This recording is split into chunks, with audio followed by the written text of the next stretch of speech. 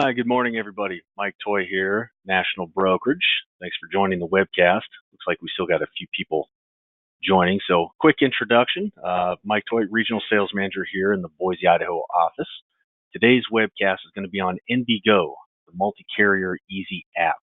So, we've done a few webcasts in the past about NBGo. This one is going to be a little different. I wanted to talk briefly about what it is and then dive a little bit more into the actual life cycle of an NBGo app submission so that everyone can have a good understanding as to what happens from here. So, okay, great, I have a case. I go to the website. I submit an NBGo case. Now what? So I wanted to clear up some of the misconceptions and shed some light in some areas that may be dark. So without further ado, I'm going to go ahead and get started here. Go to the next slide. So, NBGo, the multi-carrier easy app. So, the one thing that I would say before I guess really diving in too deep is all the carriers that you see here on your screen, they're all NBGo compatible. And it seems like each carrier out there nowadays, whether on this list or not, has some version of an easy app. So whether it's a simplified issue or whether it's an e-app or it's just an online submission or a drop ticket, whatever they call it and whatever spin they put on it, each carrier seems like has some version of it. So the purpose of NBGo is that it works universally for all the carriers that you see on your screen here, and we're always adding more. So you can go and learn each system with each carrier and learn all the nuances to each one, and then hopefully it doesn't change on you too frequently. Or you can learn one system that is a little bit more general but works for all of the carriers that you see here. So that's one of the main appeals, and that's just scratching the surface, but that's one of the biggest appeals I think to NBGo is that you can learn one system for all the carriers. So it is much easier, even for an easy app process. If you have any questions about the carriers that you see here, or maybe a carrier that you work with that you don't see here, talk to your rep because sometimes we are adding more carriers, and sometimes certain products are available and others aren't. So if you have questions on that, definitely I would encourage you to contact your rep here at National Brokerage. So I'm going to go forward here. So some of the features to NBGo. It allows agents, such as yourself, to focus on what you do best, which is sell. You don't have to worry as much about the paperwork aspect. So, give you a quick example. You've got a case. You show your client the quote. They like it. They're sold. It's all teed up.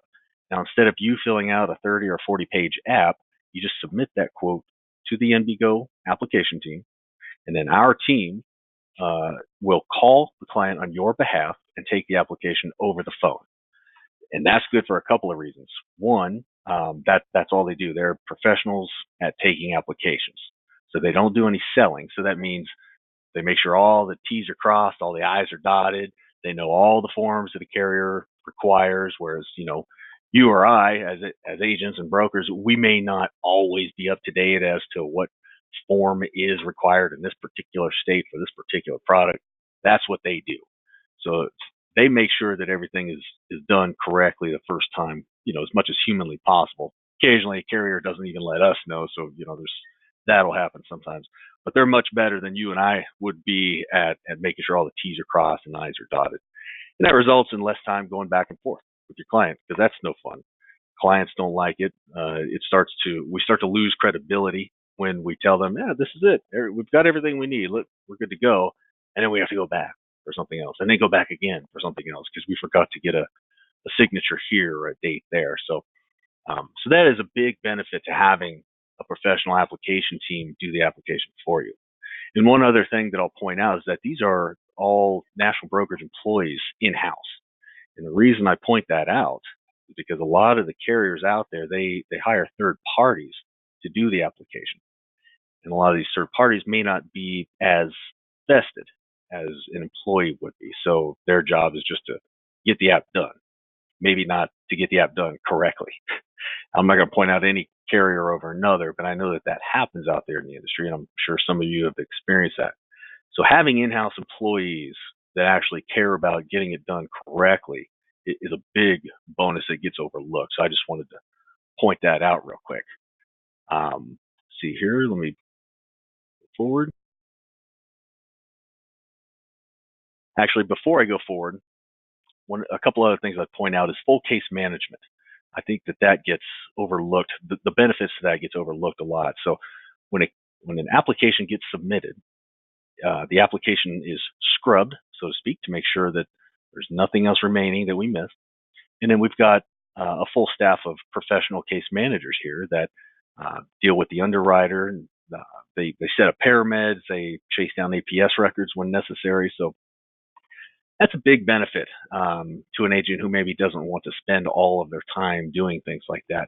Our case managers have all been here for a long time, and they're very good at what they do. So I just wanted to point that out real quick. That's another big benefit. And then last but not least, at least on the features part, and I'll dive more into this here shortly, is that you have full access to your cases in the OES system. If you're not familiar yet with the OES system, or maybe you kind of know what it is but haven't messed around in there too much, get with your rep, because there are huge benefits to learning just some of the basic functions of the back office OES system. Checking case status is one of them, because you've got up-to-date, real-time status updates on all of your cases. So you go into the case management system, click on the case you want to see. You can see all the notes from the case manager, from the underwriter, from the client. You can see exactly what is still outstanding that we need to get. You can see whether it's waiting on something from us, something from you, something from the carrier. You can see all of that information. And it's all the exact same information that the case manager sees as well. So you are just as informed as they are anytime that you need information. So it doesn't fall into this black hole of, I don't know what's going on with my case. It's always there. So I would really encourage you to use that. And if you're not familiar, get with your rep. We've got some quick tutorials on how to do it. So get with your rep if you're not sure, and we'll show you how. Move forward here. Okay, so the NBGo Flow. This is sort of modeled after if you've ever ordered a pizza online and it's got the life cycle and it says your pizza's in the oven, your pizza's on its way, your pizza's, it's kind of like that. So just do a quick walkthrough, NBGo from start to finish. So the first thing you do is you access NBGo from the website, you run the quote, you submit the quote to NBGo, and that's all you do up to that point. From there, we contact your client, we take the app, we order the paramed, we gather up all the signatures via DocuSign, we work with the underwriters and the carriers. If APS records are necessary, we'll work on getting those.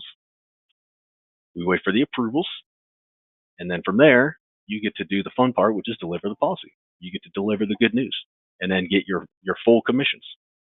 So that is the life cycle of NBGo from start to finish.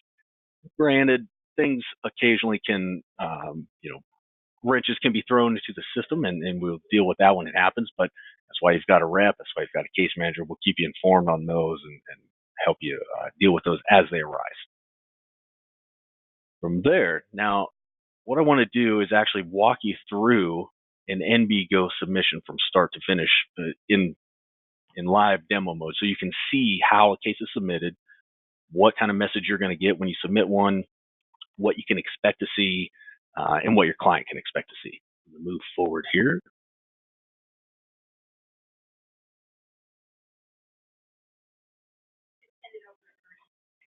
Okay, so this is the National Brokerage website, natbrokers.com. So we're pretending now that you've got a case you want to submit to NBGo. So you go to natbrokers.com. There's a couple ways you can get to NBGo. You can go right here, you can click on NBGo, or you can go up here and click on Let's Go. Click on this. There's a few pages here with some options and some information. You're going to access NBGo dashboard by clicking Let's Go. Now, I'm going to show you the two different ways to submit an app. One way is to run a quote and submit it. The other way is to upload a quote that you already ran. Maybe you've got a more detailed IUL that you can't run on yourself on this system. So maybe you want to attach a quote. I'm going to show you the two ways to do it. The first way, when you run a submit a quote, is going to be right here under life. The other way is over here under submit application. But first, we're going to run a quote. So we click on life, term or permanent. We're going to click on term. We're going to click on fully underwritten. Now here it's going to give you some information under toolbox. You can get sales assistance or look at different information about term and whatnot. But we're just going to click on get a quote for now. This is what the quote engine looks like. So from here, you're going to put in the client's date of birth. I'm going to put in mine just in case anybody wants to send me a birthday card. Gender, male. Idaho. Tobacco, no. You'll notice it doesn't ask for name or anything intrusive yet at this point. We're going to go with exceptionally healthy. Coverage amount, 20-year term, for example, but you can run any number of scenarios here. We'll start with 20-year term for $250,000. It automatically shows you a list of quotes here. If you wanted to change that for one reason or another, come up here and change it. And typically, it should just update automatically. So you don't have to actually click update quotes. So kind of a nice feature.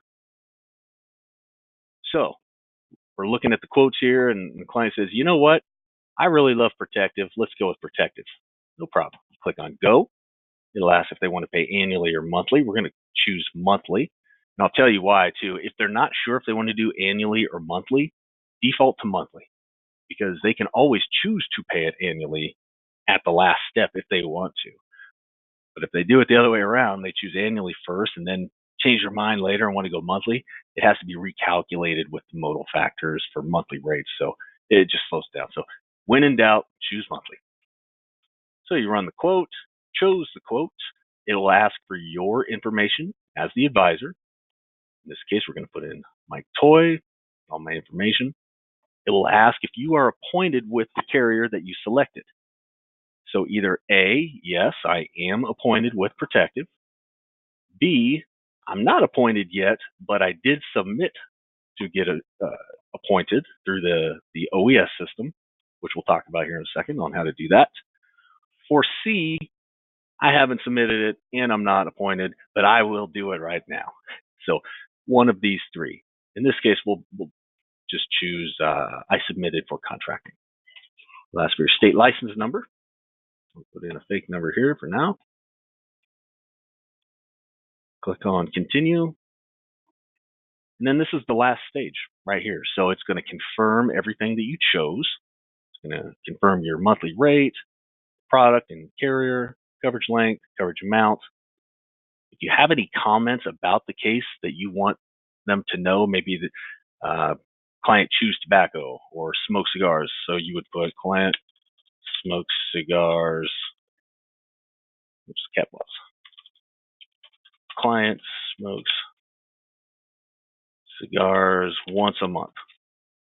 You're not sure exactly how that would affect things, so just put it in the notes here. That'll go straight to the app taker who works the app for you, and it will help them while they're going through the rest of the application. If you have APS records maybe, or a doctor's letter, anything that you think would help the case, you can attach it right here.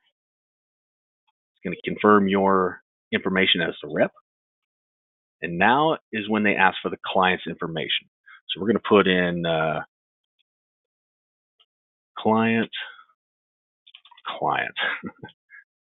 And it's going to ask for their phone number. So we're going to put in 208-555-1234, an alternate number 208-555-4321. It'll ask for their email. Put in none@gmail. And then the very last thing it's going to ask is if you want us to contact your client ASAP, or if you want to choose a specific day and time. Now, one thing I'll tell you, it may not always be exact. So if you choose, client is available at 2:30 on Fridays, you can put 2:30 on Fridays in here. But occasionally, app takers might be busy or on a long call, and it may be 2:35 or 2:40. You never know. So I would say give yourself about a half an hour window, even if you need a specific time. If you If it has to be very specific, come up here and put it in the notes as to, hey, it has to be at 2:30. We'll do our best to accommodate that, but I would just ask that you give yourself a 30-minute window at least, just to be on the safe side. For now, I'm going to choose as soon as possible, and then click submit.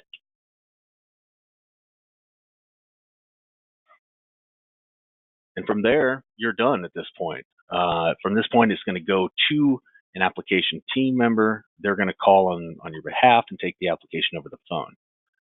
So that's what that looks like. You're going to get a confirmation email here usually within minutes from the time you submit it. So that's how you'll know that the case went through. If you don't get a confirmation email, it means something went wrong. Maybe you forgot to click submit, something like that. So I would really encourage you to always look for that confirmation email. It's pretty reliable. So something to be aware of. Now, real quick here, I'm just going to show you the other way of doing it if you have a quote in hand that you want to submit. Up here.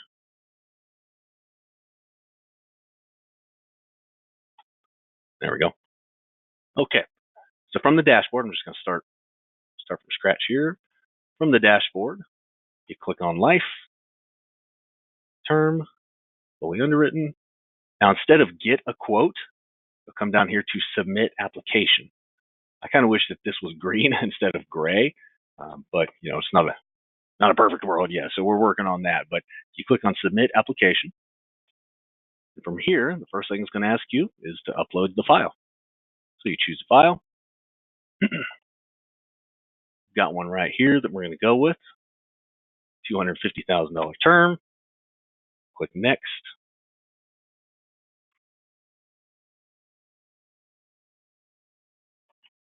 Okay, here we go. Now, a couple of points that I really want to emphasize here. Oftentimes, when you are uploading a quote, especially if you got the quote from us, maybe we ran it and sent it to you. A lot of quotes out there have 3 or 4 options, ranked in order of, premium.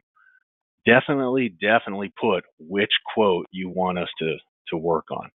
It may seem like it's implied, well, Lincoln was the top quote on the list. Obviously, I want to go with Lincoln. I mean, we like to think that that's probably going to be the case, but we can't assume for whatever reason. Maybe you're not appointed with Lincoln and you are appointed with Banner. Who knows? So we can't really assume that it's going to be the top quote. So when you submit a quote, and there's a couple options on there, just put in here which one you want to go with. So you would put, please go with Lincoln quote for $30 a month. Just some kind of indication as to which one we should be working. Then it's going to ask, do you want them to have temporary coverage during underwriting process? It defaults to no. Client's name, valued client. Client's email is again none at Gmail. Phone number 208-555-4321. When should we call the client? Specific time. We'll go with as soon as possible. Continue submitting this business. It will again ask for your information as the advisor or the agent. We're going to choose my appointment and contracting has been submitted. Put in your state license number. I know a lot of these details are kind of mundane, but I just want you to see it with your own eyes for what it looks like. And then that's it. This is the confirmation page that you will see. So it gives you a little indication here as to what you can expect, and you can send a copy of what to expect to your client just by clicking this button. One thing I will point out is currently it says that they should expect a call from a 208 number because we are located in beautiful Boise, Idaho. However, that has recently changed. So now it will be an 855 number that shows up on the caller ID. So we're going to get this wording changed. That just happened recently, so I'll point that out. But you click submit this to your client, and then a copy gets sent automatically to whatever email address you put for your client. So it's a nice little feature. And in that email, it'll have some information as to what they can expect and things that they can do to be prepared, such as have a list of your medications ready. Maybe you've got a few different doctors, maybe gather up the doctor names so that that way they don't have to scramble and do it all while they're on the phone with the application team member. So they'll get a copy of that. And then that's it. You go back to your dashboard. So that is what it looks like when you submit a case. It's pretty easy. I mean, I may have explained it the long way in this particular case, but it's actually really easy. You more or less just run the quote, click submit, give us the information to call on. We'll call and take it from there. Now, that being said, I'm going to show you some other things that you can do as the agent to help ensure that your cases go very smoothly. Minimize this. And let's see here. There we go. So, some things that you can do as an agent to make sure that your cases go smoothly. And this is for everyone's benefit, especially yours and especially the clients, because we have the same goal that you have. We want to help you get your cases placed as smoothly as possible, as quickly as possible, and as painlessly as possible for both the client and you. So here are some things you can do. First thing, some field underwriting. And it doesn't have to be super in depth if there's really nothing to be said about their health situation, but just some basic things on field underwriting, such as find out what medications they take. If you're not sure where to start, just say, what meds do you take? From there, if they say, well, I take Advil and metformin. Oh, okay, metformin. So it's a diabetes medication. Do you have diabetes? Oh, yeah, I guess I do. Oh, okay. Well, now you know where to go from there. So that's the most important thing to ask when field underwriting is, what medications do you take?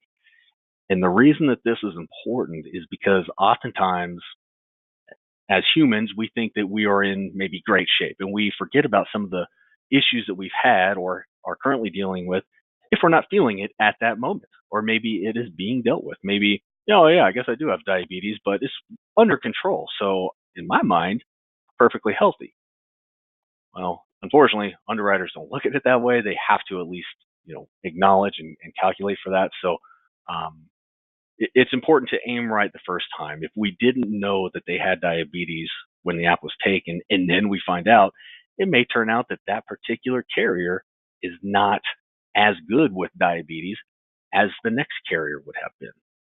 So maybe they get table 2 instead of standard or standard plus. So aiming right the first time will save them a lot of time and trouble, save you a lot of time and trouble as well. So a little bit of field underwriting goes a long way. Next, prepare your client on what to expect. That's something we briefly talked about a moment ago, but just giving them a heads up that, okay, so somebody from my application team is going to be calling you from an 855 number. They're going to go over the application with you on the phone, and then they're going to email you the application via DocuSign to sign. That's basically, that's the first step. Then just remind them to have a list of any medications that they take and any other information.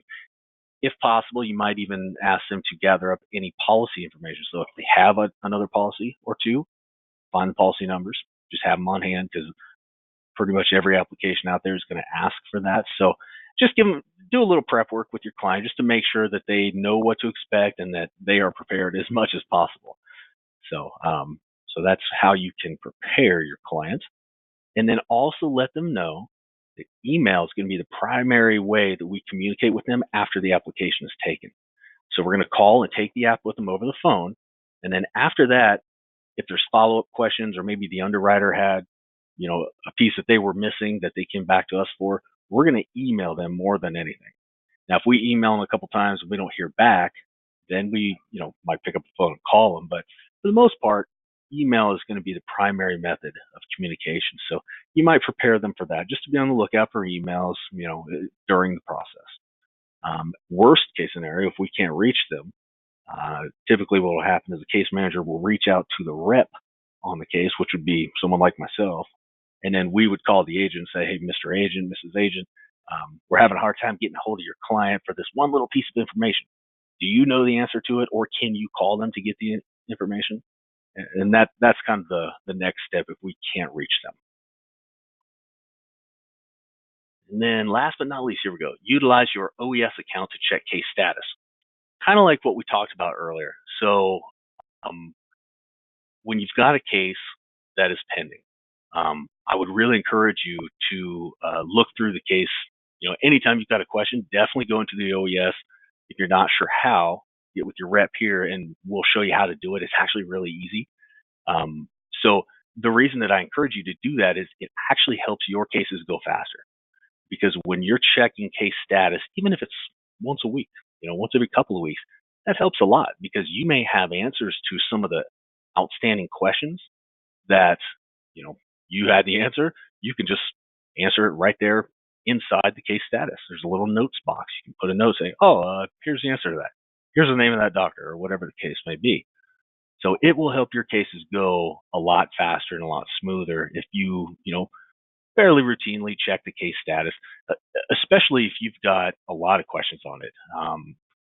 I know typically the case managers occasionally get pounded with calls and, they like talking and everything, but it slows them down a little bit when they've got a lot of cases to manage. So, so the less calls they get and the more emails, it makes things faster and a little more streamlined, which is good for you because, you can imagine if all they did is talk on the phone all day, they don't have time to work your case. So, so definitely check case status in OES as much as possible. It will help you, it'll help your client, it'll help your case go a lot faster. And your case managers will love you for it. Move to the next slide here.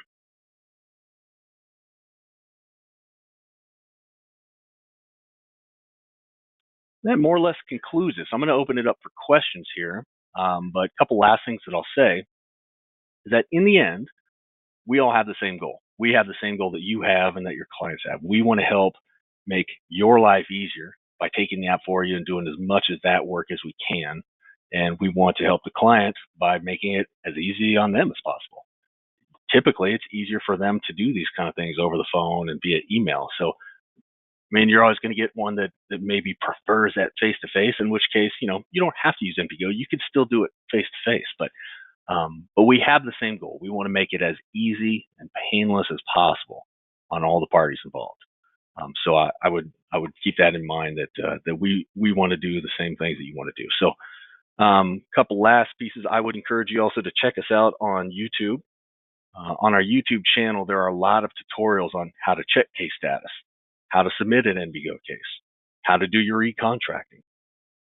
There are some good sales tips on there, just real quick 2-3 minute videos on things that you can do to increase your sales or make your sales go more efficiently so that you're converting more of your cases.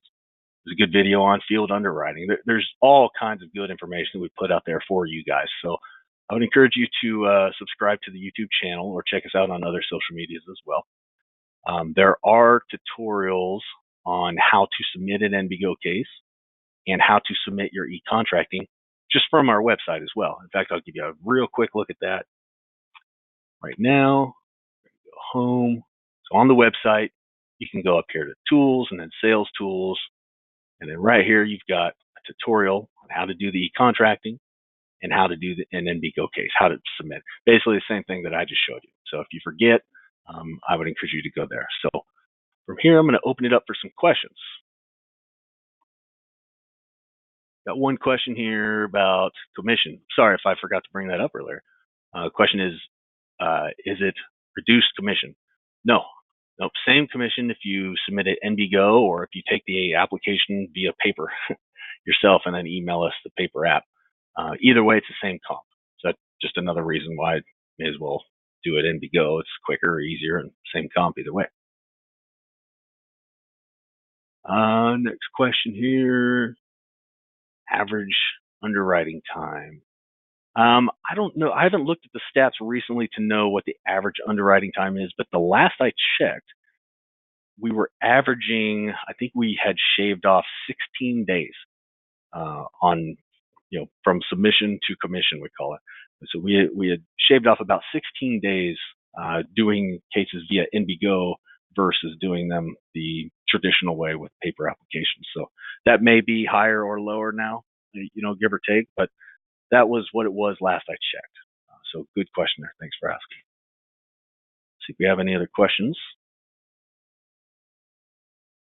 Looks like we don't have any other questions. Oh, no, I take it back. Someone asked, did we hire any females? Yes, we do. I would say of all the app takers that we have, probably 3 out of 4 are females. So interesting question there. But yes, we did hire some females. So thank you for asking. See if we got any other questions want to pop up here. I think that's about it. Okay, great. Well, hey, I appreciate everybody tuning in for the webcast. Thanks for joining. We appreciate your business and we appreciate working with you. So next step, definitely give NBGo a try. If you're not sure where to start, call us up, 800-377-6344. Ask for your rep. We'll help you submit your first case. If you don't have a rep, we'll get you a rep. So just want to say thanks one more time, everybody. Have a great day. Bye.